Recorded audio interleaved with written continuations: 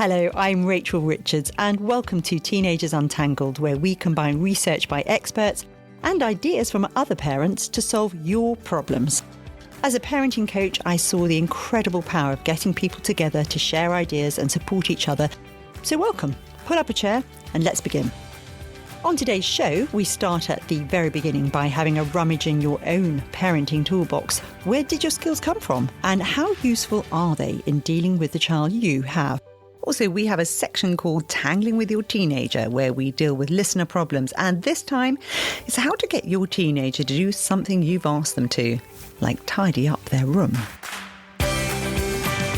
I'm joined by Susie Asley, who is a teacher of mindfulness, qualified psychotherapist, musician and mother to 3 teenagers, including twins. Hi, Susie. Thanks for being here with us. Hi, Rachel. Thanks for inviting me. When it comes to solving parenting issues, I found that there's never one single answer because families are so complicated. So what we want to do on Teenagers Untangled is give you a chance to think about problems, hopefully before they happen, and to hear examples of how to deal with them. Susie, I found this worked really well when coaching parenting groups.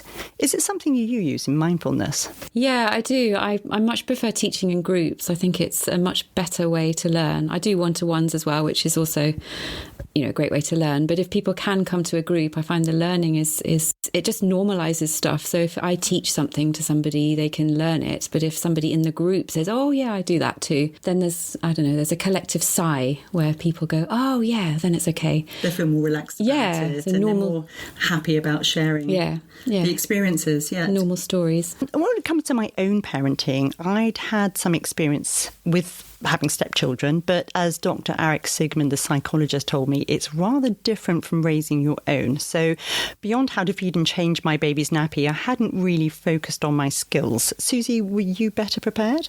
Yes and no. I had been doing a psychotherapy course in the years up to giving birth to my first child. So I had spent some time rummaging through my own baggage, which was really helpful. But the actual parenting part with my own kids, no, I didn't really feel that prepared. So both, I guess. Yes, as you said to me before, you're kind of better at parenting before you have children. Yeah, way better. Way better. Much better ideas. Yes, and roll the clock on to the toddler years, and I realised that my own parenting had done almost nothing to equip me for the job. So as a journalist, I did what I always do, which is to read everything I could get my hands on to find out how it worked. So, Susie, what about you? How did you get skilled up? Well, I did use some of the stuff that I had learnt in my psychotherapy training. So sort of awareness of my own patterns, awareness of how to be a parent, actual hands-on child stuff. I read some books, got pretty confused. Read a few more books, got even more confused. Because the experts know what to do, but, when it comes to actually applying things at home, it can be rather more complicated. Yeah, way more complicated. So I found it so interesting that I ended up as a parenting coach and mentor of other coaches for a fantastic charity called Parent Gym. And what I realised is that parenting is a combination of love and rules. And there's never really a perfect answer to any parenting problem. I mean, there's no manual, right, Susie? No, unfortunately, not one written yet. So let's look at the love and rules in our parenting styles and start with what's probably the biggest influence, which is our own parents and upbringing. So think back to when you were a teenager and the way in which you were parented, and we can learn a lot from this. So please join in at home. So there's those key elements of parenting, love and rules. Let's start with love, because we should always start with that message. So my question is, was your house full of love and warmth, hugs, laughter, family games, time together? Did you feel noticed? Or were your parents cold and distant, brittle, undemonstrative, absent? Did you feel unheard or unnoticed? And, I'll start off with I came from a background of parenting where my father was very Edwardian. And that's a very much a, children should be seen and not heard attitude. And my mother was very undemonstrative. I couldn't tell you whether she loved me or not because there was no real connection or communication about love at all in our house. No one talked about it. There was no touching, hugging. And, I coached people in my parenting classes. One lady who came back to me and said, oh my God, I've just realised I grew up thinking that everybody else was perverted because they were holding hands and hugging in their family. And now I've realised we're the weird ones because no one in my family hugs. And I'm not saying that it's a terrible thing, but I think that children feel much more safe and protected and nurtured if they have a sense of being loved. What about you, Susie? Yeah, I think it's also a generational thing. I think we think very differently in our generation, and we're much more, I think, nurturing and being with our kids is much more at the forefront, whereas in my parents' generation, it was just different. And I definitely felt the differences there. I think all parents are doing the best they can with the tools they have at the time. I think it's really important to remember that. And it's really valuable to look back on our own childhood patterns to see what we liked, what we didn't like, and what we want to carry on and what we don't want to carry on. And that's exactly it, because when we critique our parents and their parenting style, it's not about laying blame at their door. It's about thinking, how did that make me feel? And are there things that I would do differently, or are there things that I can take from it and use myself? Yeah. So it's just very much about thinking about these things rather than just blindly responding to our upbringing. And that brings me on to the second thing, which is about rules, because rules are everywhere in society, whether explicit like road signs or implicit like manners. Our home is the first place we encounter them and learn what they mean and why they're important. And we've probably all experienced going to someone else's home and feeling like it's almost alien compared to our own environment. And this is important because teenagers start doing that a lot more. They notice the way other people's houses are set up. Yeah. They spend a lot more time going out to other people's homes or to other places. So this rural environment starts to shift. And so the question is, what were your parents like in terms of rules? Were they really relaxed about how you lived your life? Did they let you set your own boundaries? Were you free to choose your bedtime, free to choose your food, allowed to make your own decisions? Or were they very strict about bedtimes, meal times, rituals, clothes, manners, tidiness? And if they were strict, were they consistent? Yeah, really interesting question with rules. There were definitely rules in my childhood, definite rules about, the basics, bedtime and food and all that kind of thing. I was just sitting here thinking when you were saying that about my kids, I had way less rules. And I just remember children coming into our house because I let my kids draw on the walls in their bedroom. Oh my God. And they had, when we moved to the UK, because we lived in Denmark before, they were quite little and they could just do whatever they wanted in their bedrooms. And there was a lot of drawing on their walls. And children would come into their bedroom and my two would go, you can draw on the wall. And they just didn't know what to do. They'd kind of be looking around going, and they'd, with pen in hand going, Can I really? And we were going, yeah, go on. That's fascinating, because my husband would lose his mind if my children drew on the walls. Yeah, only in their bedrooms, but they could do whatever they liked. It doesn't matter where it is. That would be an absolute no chance. Yeah. So that's interesting, because again, that's a very different approach to parenting. And in my house, my father had very, very strange but strict rules. Yeah. Sometimes. Right. And they were completely inconsistent, and my mother didn't notice at all. So I was allowed to stay out and play until whatever time. Everybody else would be called in, and I would still be outside and think, oh, right, well, I'll just go home then, shall I? Or, just lots of things like that, which meant that it was quite confusing, and I spent a lot of time trying to work out what I should be doing. Not to get into trouble. Yes, when it's inconsistent, that's really difficult, because then you're searching for the boundary all the time, aren't you? All the time. And I think what probably would have been easier for me were if I had consistent rules, and if I knew that I think the rules are connected to caring. Yeah. So some rules can feel very disciplinarian and uncomfortable, but other rules are all about care and love. Yeah. And it's about trying to get that right, isn't it? And being flexible with them, so you can have rules that, that work one day, but they don't work the next, and then you can have a conversation about it. Yes. And I think were those conversations forthcoming, that might have made life a lot easier. So now I'd like to turn our mind to how we parent our own children. and how that compares with the way that we were parented. And the interesting thing about it is that when we like what our parents did, we often mindlessly do the same. We don't really even notice that we're doing it because it just felt right. And if we didn't like it, we just do the opposite, right?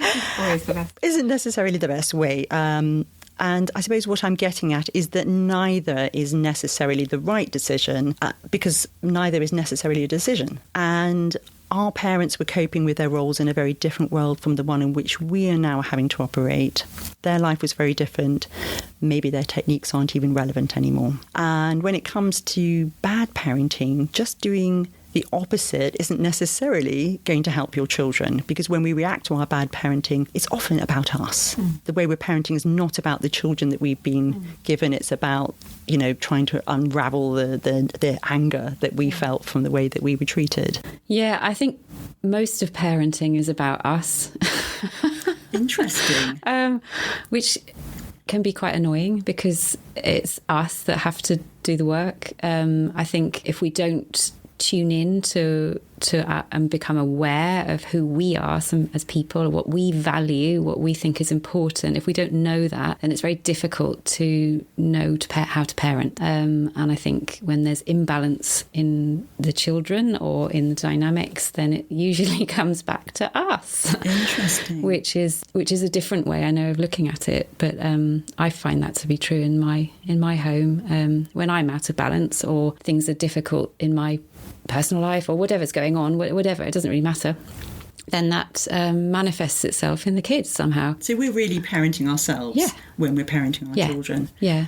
And if we haven't first said, okay, what do I value? What's important to me? Then how on earth can we decide which boundaries we want to enforce or which are important if we don't know first what we think is important?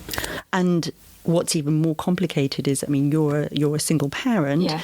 When you've got two parents who may well have very different attitudes to the way that life should, home should be run, for example. I've had one woman in my parenting group whose husband was little more than a toddler himself. He had a really lovely, exuberant attitude to life, but there was literally no understanding of why he should get dressed in the morning and, when breakfast should be had. And it was very a loose sense of what rules were. And this was very frustrating for her because she just had a different style. Yeah. So in a way, we have to talk to each other about, us and understand ourselves. Yeah. And for me, whenever I'm dealing with my children, I try to remove the emotion by saying to myself, what am I trying to achieve here? So if I'm trying to get something to happen or anything that's going on, I just think, what is my goal here?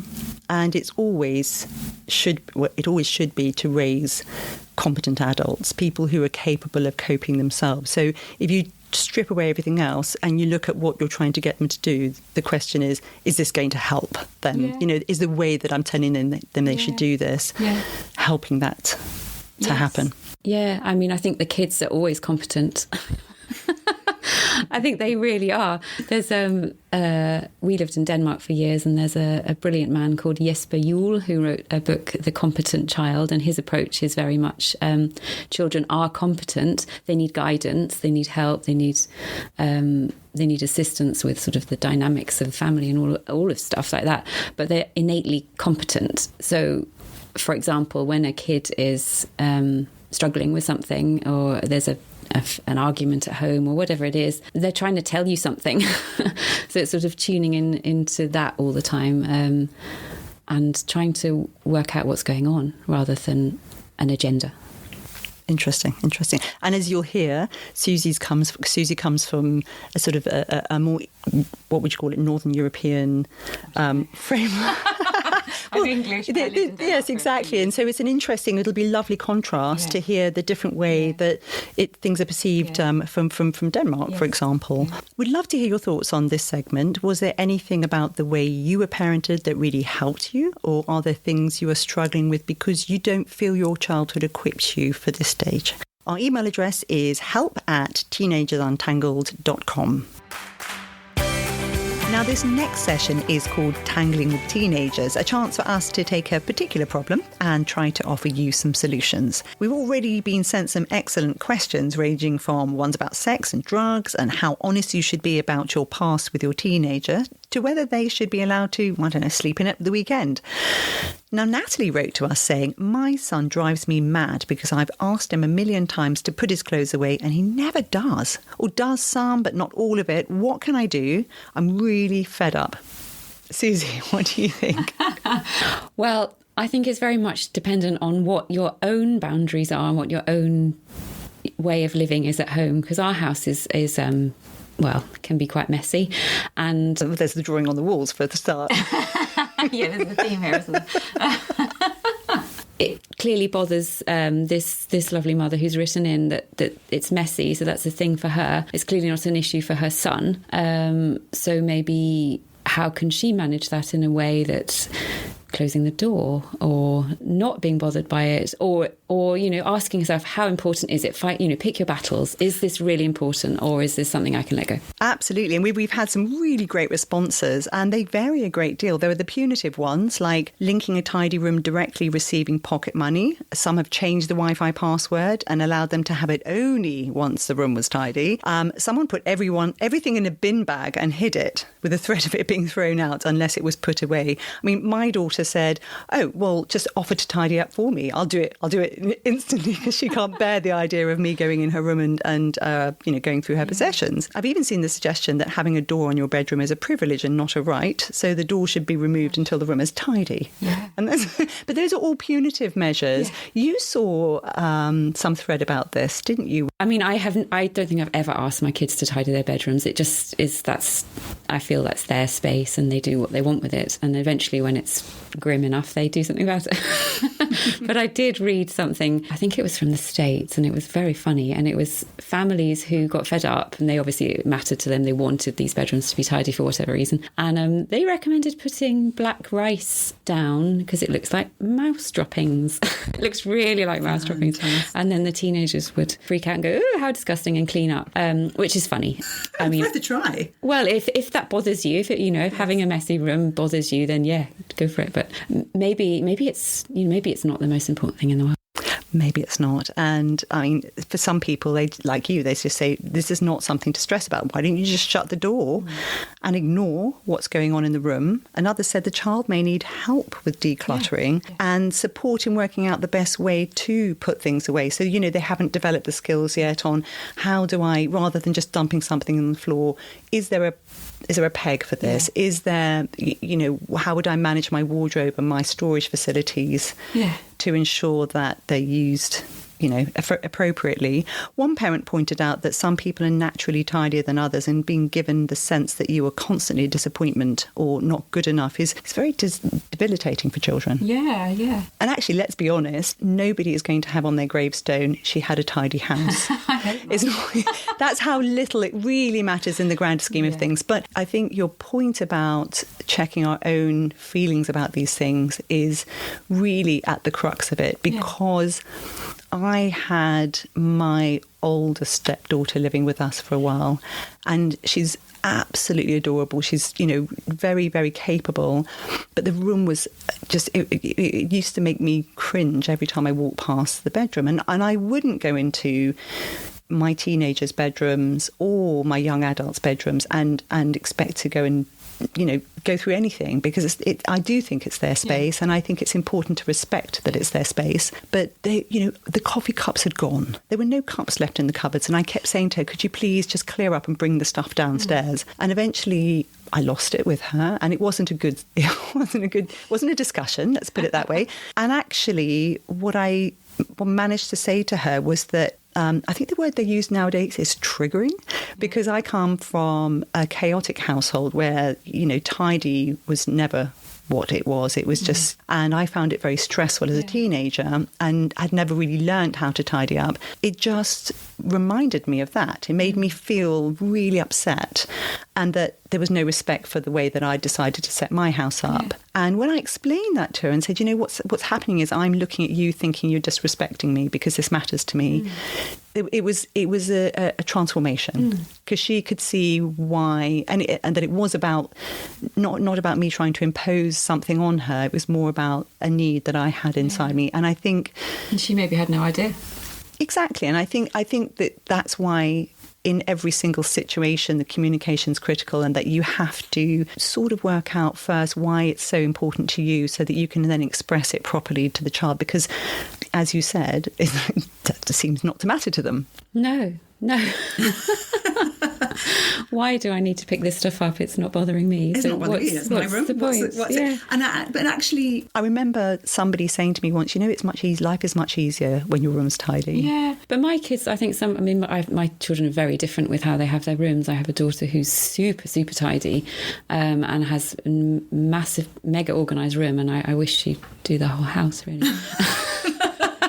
Might pay her. And her brother, who I'm sure wouldn't mind me saying this, his room is not quite like that, should we say?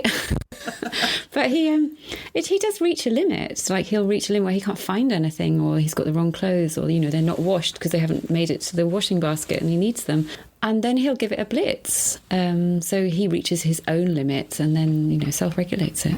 Interesting. And I think my older daughter is actually quite tidy. And she said to me that she had seen some article which was talking about the emotional impact of just simply tidying up. Yeah. And she said that she knows now that when it comes to the end of the day and she's had a very stressful day, the mere act of just putting everything away calms her and makes her feel ready for the next day. Yes. But not everybody is going to feel that way. So it's about, I guess, about generally respecting that you've got another human being rather than just a child. Because you've gone from that stage of saying, right, you've got to do these things, to then saying, okay, I've got to start respecting that this person may want to live differently. And an awareness, if we bring it back to mindfulness, an awareness of what's okay for me and what's not okay. And if we don't sort of tune into our own needs and our own limits and our own triggers, then we're just reactive and reacting and going, right, tidy, or whatever. And we haven't really questioned whether that actually is important or not. When you've got somebody or people who are the breadwinners, who are paying for everything in a property, it can feel very disrespectful if the way that they want things to be isn't followed by the other people in the house. So there's that as well. Yeah, but like you so beautifully did, if you don't explain that, then they don't know that, do they? They're just dumping clothes. They don't know that is interpreted as disrespectful. Yes. They're just dropping their clothes. Yes, and I think that's absolutely the heart of it. It's this quite often children and teenagers, we sort of expect them to suddenly be aware of their behaviour and how it impacts people, but in actual fact, what we need to do is accept that they are not going to know this stuff without being explicit, and perhaps a bit more communication's the order of the day. And letting stuff go.